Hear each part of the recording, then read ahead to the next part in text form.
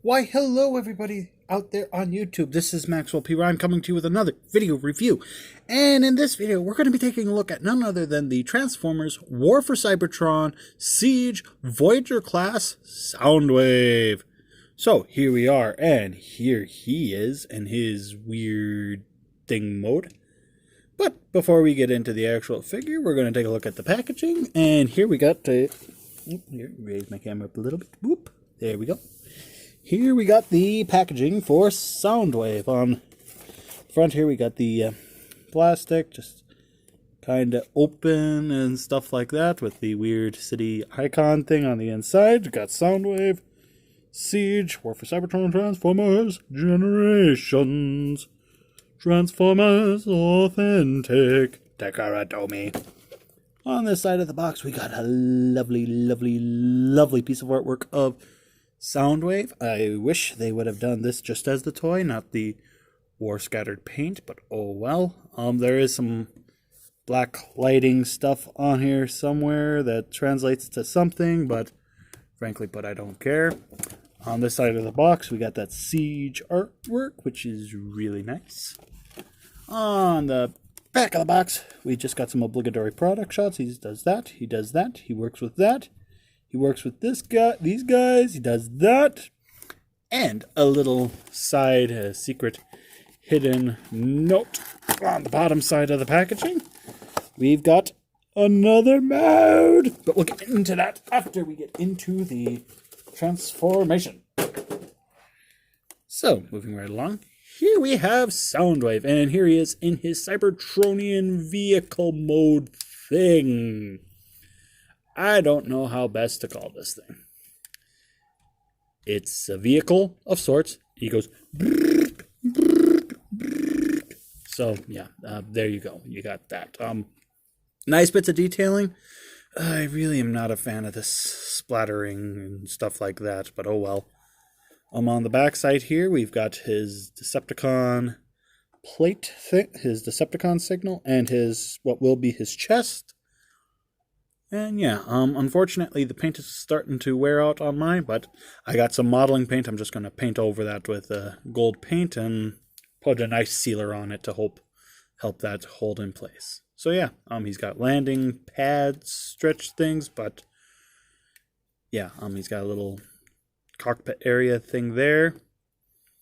And yeah, all of his accessories store quite nicely right on the vehicle mode. So, yeah. Not much to talk about with this. It doesn't do a whole lot, just sits there. And you can play with it by just simply, like, folding up or even leaving the landing pads down and going beep, beep, beep. The back section can open up, and if you have, like, Laserbeak or Ravage, they will fit in the chest compartment. There we go. So there you got that, but more into that when we review those guys. So yeah, now to get into transformation, because there's not much else to talk about in his this mode. So we're going to start off by going into the third mode that he's got. And to do that, we're going to just take off this gun,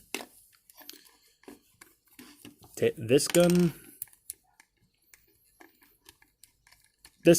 take them off, put them off to the side, which leaves us with the base figure. So now we get into the transformation. To start off with, leave the landing pads down, bring these ones down 2 clicks, so that way they're like that. From there, you want to separate the arms out, and they untab from each other, and they've also got spots due to the weaponizer ports. They fit into little slots there. Separate them out like that. Take the legs, split them down like so. Take these panels, fold them in, collapse them up on themselves, and separate the legs. Rotate them 90 degrees, so that way they'll be facing this way, so that way you have the knee bend. Open up the panels to reveal where the feet are. Flip out the foot. Close the panel up. Close that up. And the same is going to be done on the other side. Bada boom. From there, we take the body, which is still on the accordion hinge, and bring it all the way back like so, and it tabs into place. From there, since we're going into the light post mode, we take it and turn it 180 degrees, so it's like this. Take this top section here, we'll bring these two sections together here, but not this section, because we got to untab that, bring that back, then bring this side over. They tab in, there's a little slot right there that goes into this tab there.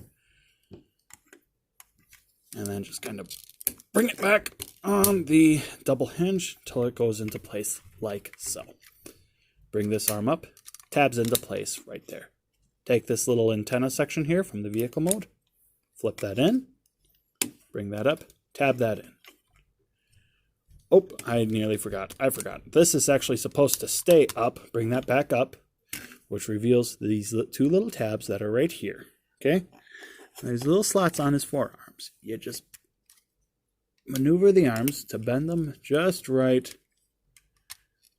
You tab them in like so.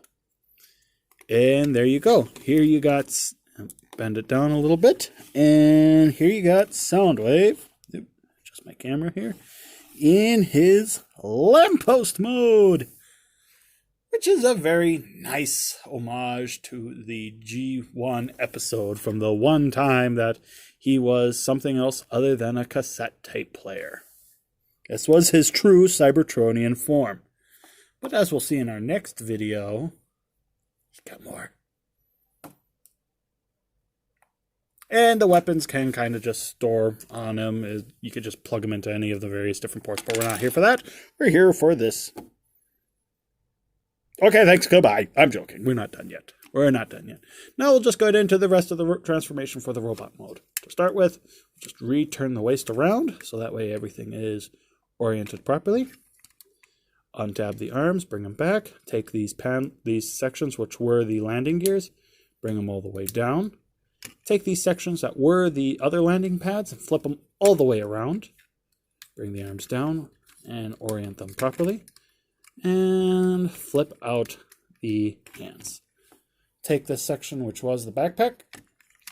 Untab that and bring it all the way back. And it's got a series of different hinges. So you want it to bring it back like that.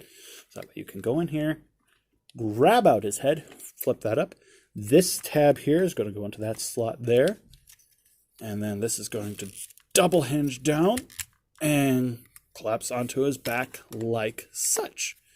And here you got Soundwave in his robot mode. And this is a quite nice looking Soundwave in my personal opinion. I like the Titan's Return one, but this is a really good one too. Really good. Now let's get in close here so we can take a look at some of the details. There's his head. There's that Decepticon Origin one. He's got light piping, which is really nice. And with my light right above, it makes it glow a nice yellow, which is really nice. And yeah, he's got scratching details, which I'm not a fan of, but repro labels can fix that. I'm not one for repro labels, though. Then you got his lower abdomen area by his hip skirts. Yeah, I'm not a fan of this war paint motif thing. And then here's his back. I mean, he's got a little bit of a backpack, but oh well, such is life. Our articulation. The head is on a ball joint, so it can go up and down a little bit and go from side to side and do full rotation. Arms can do a full 360 and then can go in and out. He's got a double jointed elbow, which is really nice. And nothing at the wrist other than inward rotation.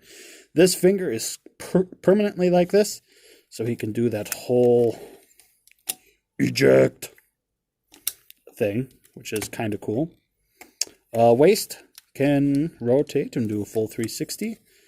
These panels will move out of the way to accommodate for leg movement. Legs can go forward that far. They can go back that far. Can go out that far, so you can do full splits. Rotation at the thigh for thigh rotation. Round 90 degrees of bend at the foot. Foot can go back and forth just a little bit. If you undo this bit, it can go back, but that's going into his thigh. and ankles can pivot a little bit. So you can get some pretty good poses out of him that way.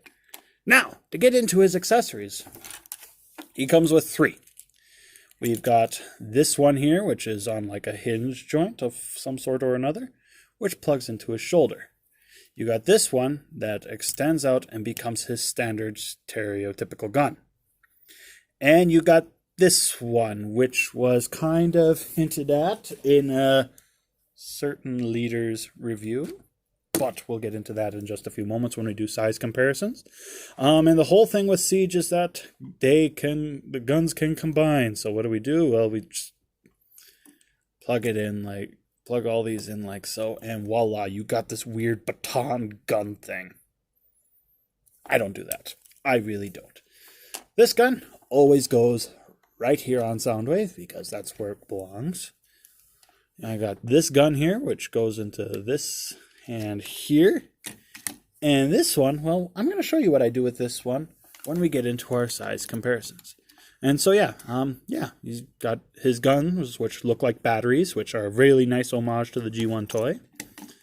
And so, you can do all kinds of pew, pew, pew, pew, pewing and stuff like that. And they are compatible with the blast effects. So, and he's got multiple blast effect ports kind of located throughout him. So, let's get into a couple of different quick comparisons. Here he is next to Refractor, one of my earlier reviews from the Seige line. See how those two look together.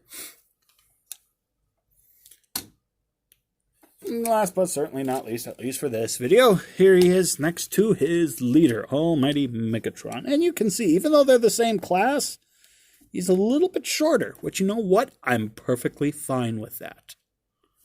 Now for this gun. No one could ever find or put their hand on why on earth Soundwave would come with this collapsible gun, which he can also hold, by the way. What is with this gun? Well, it folds out like such, and you can plug it into Megatron. And therefore, you can give him a cannon! And that's what I did. This is my toy. This is how it's going to be done. And when he's in his tank mode, I just put this onto there and then kind of just give him that as his cannon, which actually allows the cannon to actually rotate up and down. So there you got that, and there you go. So there you have the video review for the War for Cybertron Seige Voyager class Soundwave. He's a really nice updated Soundwave figure, and yes, his chest compartment can open and close with the little minions in it, and just in general.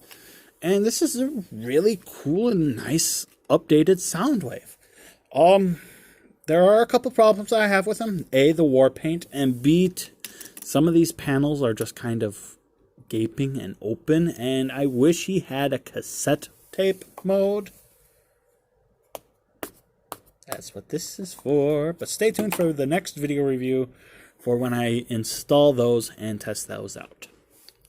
But all around, even without those, Soundwave is really nice and really cool. And I look forward to showing you guys some of his other features and stuff in the following few videos, because I'm going to be doing a Soundwave spree videos where this is the first of 3 videos all involving him and his accessories. So stay tuned for those. But I really think that will just about do it. So thanks for tuning into this video review of Seige Soundwave. And this is Maxwell P. Rhyme asking you to like, comment, subscribe, share this video with whomever you think might like it, and to check me out on social media. Links will be in the description down below. And I think that'll just about do it. So until the next video review, I'll catch you all later. Oh, and by the way, this video is not meant for kids. I forgot to state that at the onset. Oh well. Camera fall down.